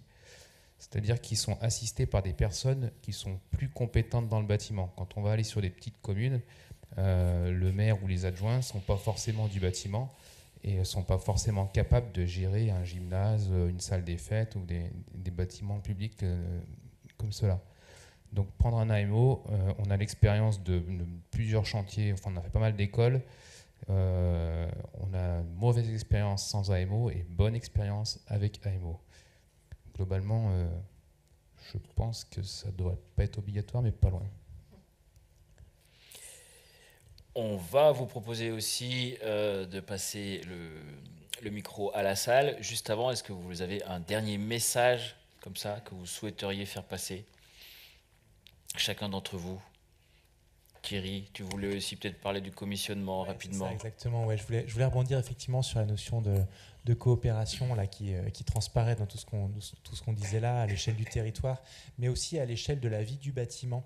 Et ça, c'est quelque chose qui nous préoccupe aussi beaucoup quand on a notre regard campagne de mesure, tout ce qui ne marche pas dans la vie des bâtiments, tout ce qui est difficile à pérenniser en termes de performance, ou juste à faire fonctionner, tout simplement, hein, parce que des fois, on livre des bâtiments d'une certaine complexité qu'on a du mal à faire juste marcher. Et donc la démarche de commissionnement, elle sert à ça pour nous. Elle sert à faire un fil rouge de communication entre, ça commence au programme, hein, chez le maître d'ouvrage, avec son AMO éventuel, chez le maître d'ouvrage, la bonne communication dans l'équipe de maîtrise d'œuvre, la communication entre l'équipe de maîtrise d'œuvre et les entreprises du chantier, être à l'écoute. On n'est pas les seuls sachants sur un chantier en tant que bureau d'études, au contraire, on a tout à apprendre des entreprises du chantier et à savoir. Et aussi, on a tout à apprendre des entreprises de maintenance. Là aussi, ça fait partie des grands méchants, entre guillemets, souvent qu'on montre du doigt, alors qu'elles ont le rôle le plus difficile, hein. Elles se ramassent les bâtiments tels qu'on les a produits, tels qu'on les a mis au point, plus ou moins bien, et puis derrière, c'est à elles de les faire marcher. Et souvent, sans les documents qui permettent de comprendre, ne serait-ce que la conception. Et donc, pour nous, la démarche de commissionnement, elle sert à ça, à faire parler les gens ensemble, et puis aussi à capitaliser les choses importantes. Et des fois, il suffit d'un A4 recto verso dans une chaufferie qui dit tout ce qu'il y a à savoir sur les points de fonctionnement de la chaufferie, pour que d'un seul coup, le mainteneur, il a compris ce qu'on voulait en tant que concepteur, et il va pouvoir faire marcher l'installation comme on avait prévu. Et ça, c'est miraculeux à la fin. Ok. Karine?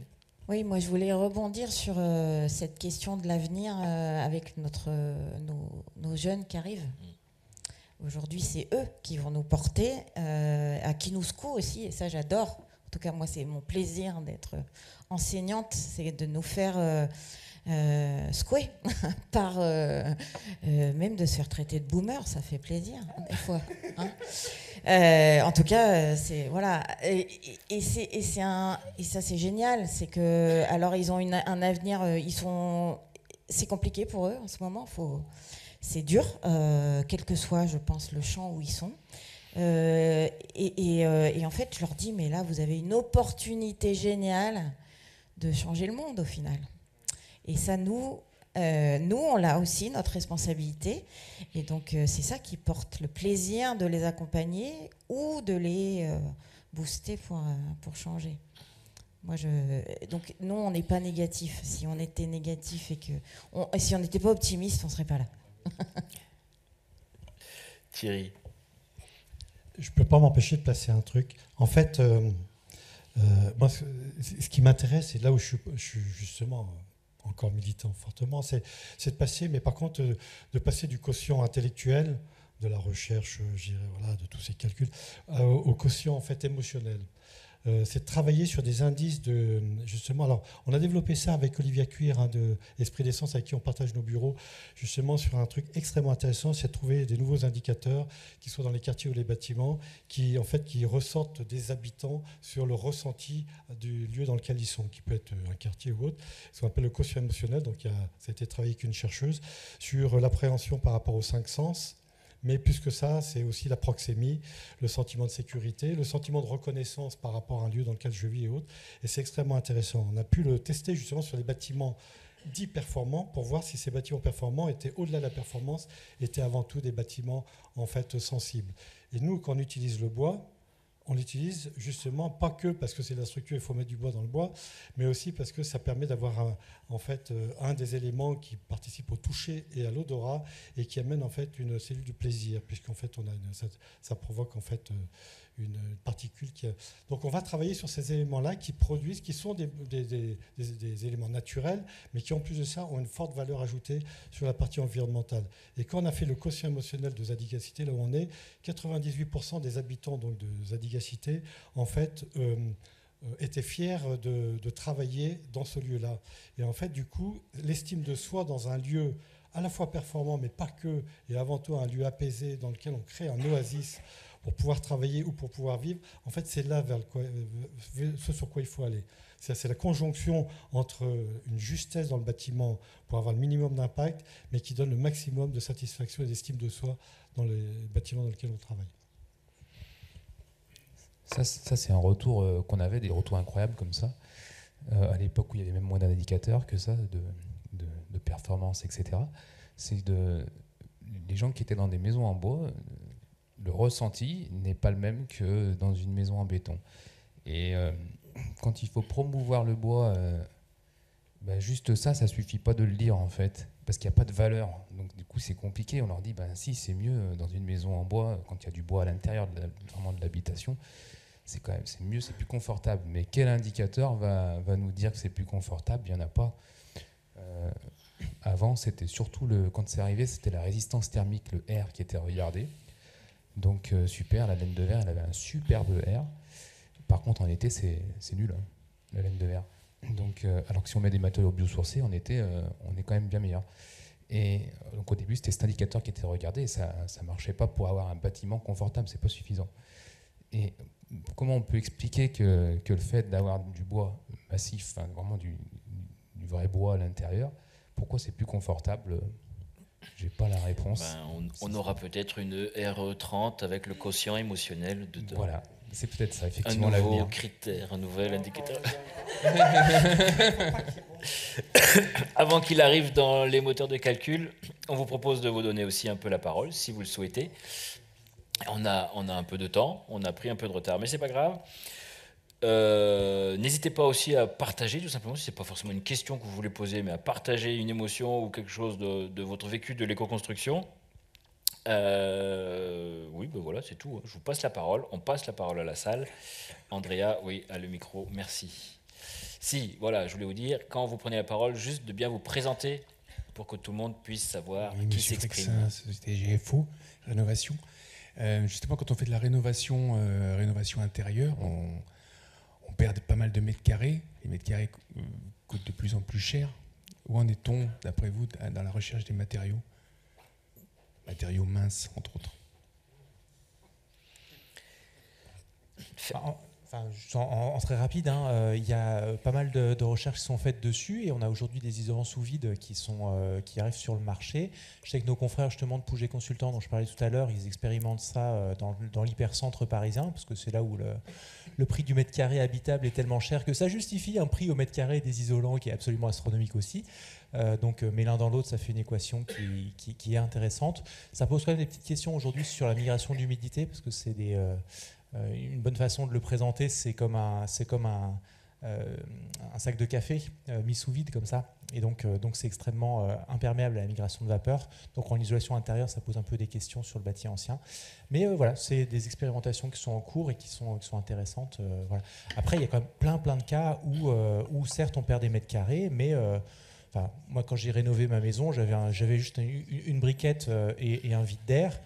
J'ai commencé par déposer tout ça, réisoler en forte épaisseur en laine de bois, et au final, je ne perds pas tant de centimètres que ça sur l'épaisseur totale du mur. Enfin, voilà, il y a aussi des opportunités à saisir, y compris en isolation par l'intérieur. Et moi, je pense que c'est un des éléments aussi qu'on commence à apprendre. Alors, c'est là où on a besoin de résultats. C'est la question des comportements thermiques des parois anciennes. Aujourd'hui, dans tous les bâtis anciens, on commence à avoir de la connaissance, mais c'est là où, pareil, il faut qu'on s'appuie sur la recherche. Aujourd'hui, il y a très très peu de mesures effectives. Moi, je cherche en permanence, que par ailleurs, c'est sur la question de ce que tu évoquais, c'est le ressenti pour un matériau biosourcé. Si on est sur le calcul thermique basique, ça ne marche pas. Et donc cette question aussi de l'isolant, c'est peut-être un sujet dans les bâtiments en pierre qui font 70 cm. Peut-être qu'il ne faut pas non plus isoler par l'intérieur et qu'il y a peut-être d'autres solutions. Je sais qu'on n'est pas d'accord là-dessus, mais en tout cas, ça fait partie, pour moi, des grandes questions. On est en train, nous, de travailler sur tout le patrimoine UNESCO de la ville de Lyon. Voilà, il va peut-être y avoir un petit sujet. Il y a d'autres qualités sûrement au patrimoine UNESCO, au-delà de ces questions. Voilà. Et du coup, je pense que la question, c'est surtout pas la solution unique. Enfin, moi, j'en suis convaincue. Bonjour, Jessica Pagès, ALTE 69. Moi, je voulais plutôt apporter un complément dans les métiers, dans l'approche du bâtiment dont vous avez parlé. C'était très technique. On avait les propriétaires du bâtiment, on a les techniciens, on a ceux qui vont mettre en œuvre, et il y avait très peu les usagers. Si, ou je suis arrivée après. Ah, je suis arrivée après. Bon, désolée. Et du coup, je voulais apporter ce complément-là en disant qu'effectivement, et je voulais avoir votre ressenti là-dessus, que l'AMU, c'était en train d'arriver, que c'était un métier qui était peu connu, et je me demandais aussi comment vous avez déjà côtoyé, en fait, des personnes qui font de l'AMU, parce qu'on parlait aussi de la phase d'exploitation et de la maintenance, et c'était aussi comment on forme aussi les usagers à bien interagir avec leur bâtiment. Alors, non, c'est intéressant. Il y a, dans les premiers bâtiments qu'on a fait, je me souviens, même Zac de Beaune. Zac de Beaune, par exemple, on s'est dit, on va faire un super jardin partagé sur le dernier étage, c'est génial, vous allez voir. Donc, on l'a réalisé, on l'a fait. On est tous partis au moment de la première assemblée générale, parce qu'en général, il n'y a pas les architectes et les promoteurs. Donc, le gars du dernier étage a fait un chèque à tout le monde pour acheter, en fait, le magnifique parc qu'il y avait sur le toit. Donc, on s'est dit, on est en train de se tromper là-dessus. Ensuite, on s'est aperçu qu'aussi, on mettait au point des super Ferrari environnementales et que les gens, finalement, ne leur donnaient pas les clés de la voiture. Et du coup, il y avait un retour qui n'était pas très bon. Donc, du coup, on a eu besoin justement d'être assistés. Donc, les premiers AMU sont venus tard, finalement, il y a 15 ans. Enfin, je me souviens, les premiers, c'était Oxalis et tous ces gens-là, V2B qui commençaient, Pistil dans le paysage. Et il a fallu qu'on, justement, là aussi, on collabore avec eux, qu'on monte avec eux justement ces accompagnements Et moi, j'ai vécu un truc assez dingue, c'est qu'on avait fait une opération toujours avec ce promoteur génial, mais qui s'est cassé la figure à un certain moment, et il n'a pas pu finir une opération, donc il restait tous les aménagements extérieurs. Et en fait, on avait prévu des trucs super avec Didier Leroux, paysagiste. Et en fait, les gens qui étaient là, ils sont arrivés, il n'y avait aucun aménagement extérieur. Et en fait, ils se sont dit, de toute façon, il n'y a pas de solution, il s'est cassé la figure, donc on va le faire nous-mêmes. Donc ils ont pris les pioches, et nous, on était là, j'ai fait des reportages photos, et ils ont commencé à discuter entre eux pour dire où est-ce qu'ils allaient mettre le barbecue, le machin. Et puis finalement, ils ont fait la fête. Et à la fin de l'été, donc tout était fini, ils ont fait un grand banquet, ils nous ont remercié finalement de ne pas être intervenu plus que ça sur ces éléments-là, parce que ça avait créé tout d'un coup une dynamique qui avait lancé l'ensemble. Et je me suis dit, c'est complètement génial. Et du coup, l'intérêt, c'est aujourd'hui de travailler avec les habitants justement pour créer des espaces capables, des jardins de courtoisie dans lesquels ce sont les habitants qui vont s'investir totalement en co-création et en mise en place. Et ça a développé en fait tous ces savoirs aussi aujourd'hui qui commencent à être répandus et qui sont extrêmement importants parce qu'ils font le lien entre nous, ce qu'on a projeté, et puis les habitants sur la mise en œuvre. Ça ne peut pas être l'architecte d'ailleurs qui s'occupe de ça. Ça ne peut pas être l'ingénieur non plus. Il faut avoir des intermédiaires. Pourquoi je dis ça?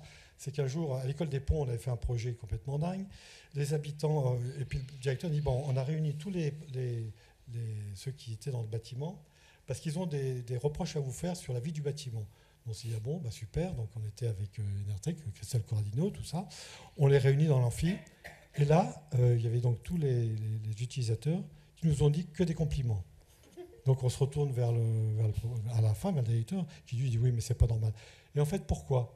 C'est que tout d'un coup, ils se retrouvaient vers des sachants qui avaient conçu, et ils n'ont pas osé dire ce qu'ils voulaient. Et en fait, on s'aperçoit qu'il y a besoin aussi de comprendre aussi tous ces enjeux-là pour avoir des intermédiaires qui font les passeurs de projets, qui vont jusqu'après aux gestionnaires de projets, tout ça. Et en fait, voilà, on n'est pas responsable de tout, et il faut avoir des gens qui nous accompagnent. Peut-être juste pour abonder dans cette question de la question de l'usage, c'est que on est tous plutôt sachants dans la façon de construire, ou d'en rénover, ou de faire des solutions techniques, mais nous, on ne vit pas dans les bâtiments. Enfin, même si on a bien vécu ça avec, avec les deux Thierry, on a vécu notre propre bâtiment, du coup, on sait ce que c'est que d'être utilisateur de notre bâtiment. Et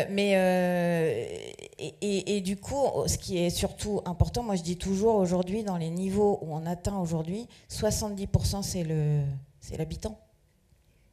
Donc tout ce qu'on va pouvoir faire, nous on fait 30%, si on fait ça bien déjà. Et du coup 70% c'est l'habitant. Donc si on n'est pas capable de l'accompagner, de lui expliquer et surtout qu'il en soit convaincu, surtout qu'il vive ça bien, et ça marchera pas. On pourra. Donc ça c'est ce qu'on fait par exemple. Moi j'ai la chance de suivre le projet de Lyon Confluence depuis 2002, donc c'est aussi voilà. Et c'est un vrai sujet.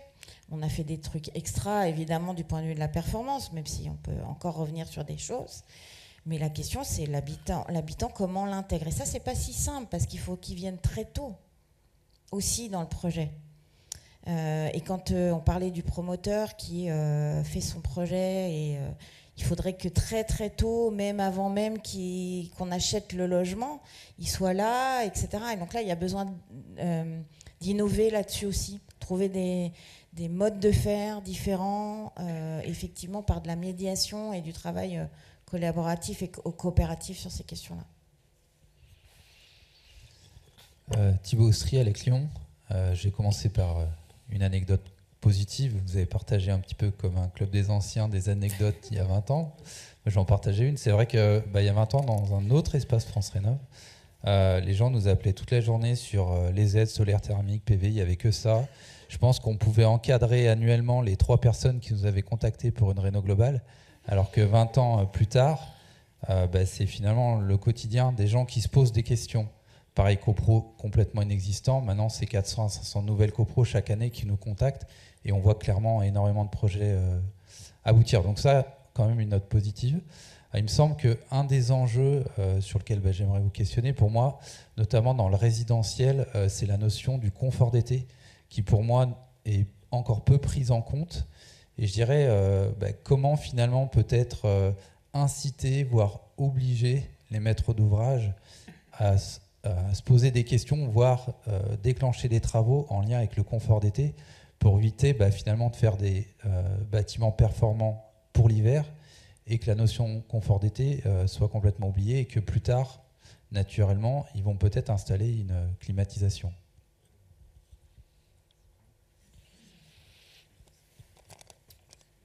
Je vais bien me risquer à une première réponse. Allez.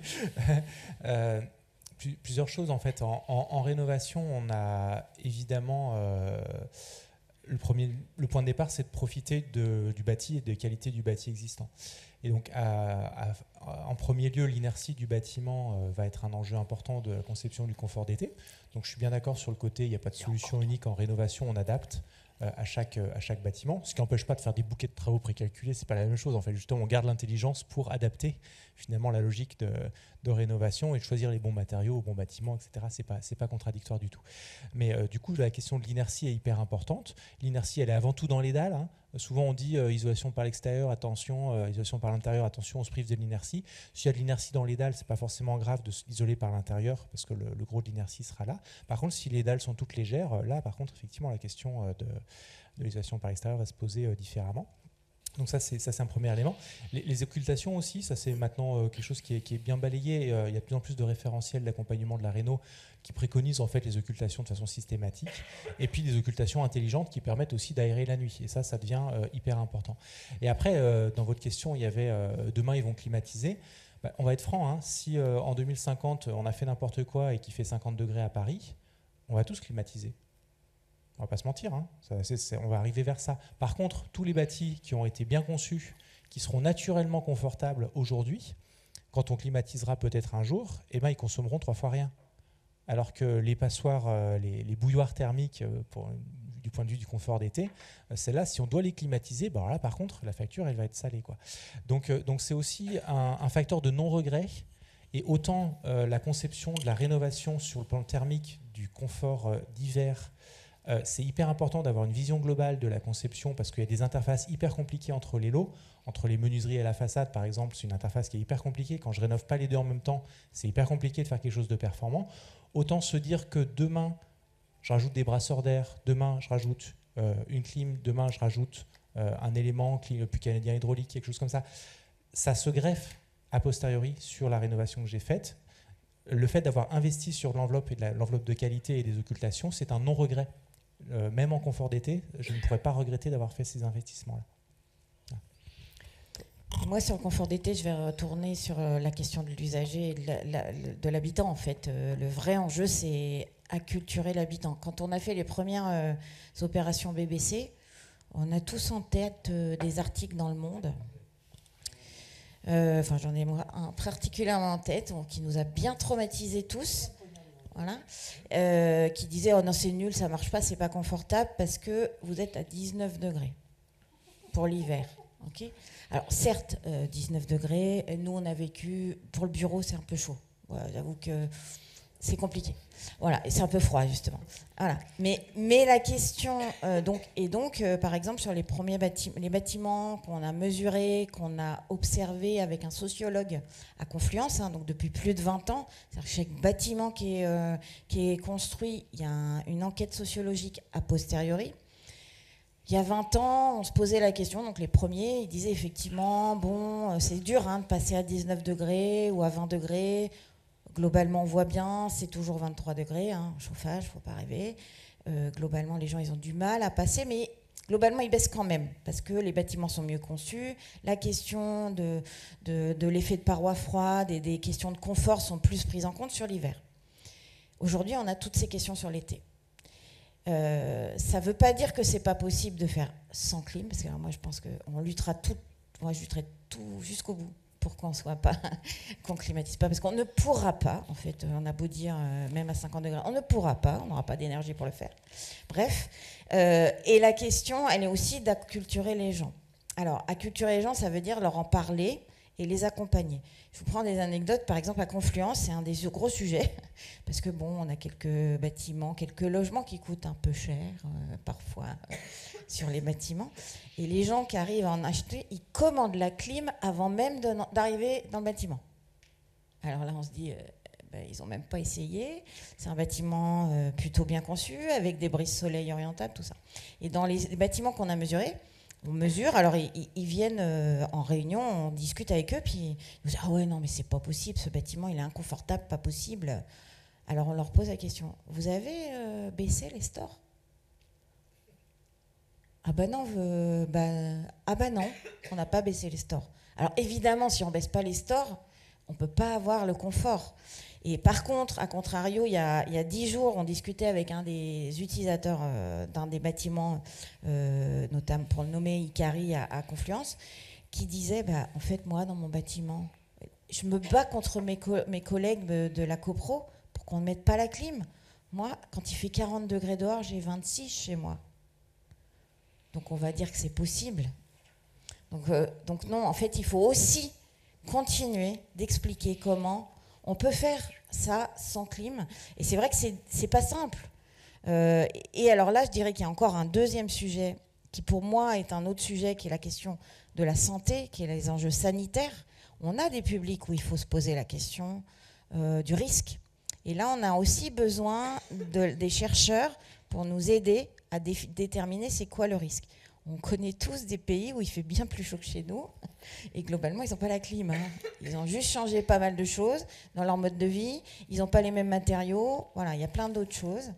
Et donc, on est en train d'explorer tous ces sujets dans les projets de recherche, avec, là, moi, je commence un projet de recherche qui s'appelle VF2+, avec tous les corps de métier, toutes les compétences, y compris les médecins d'urgence, avec qui on travaille sur ces questions. C'est quoi les risques sanitaires ?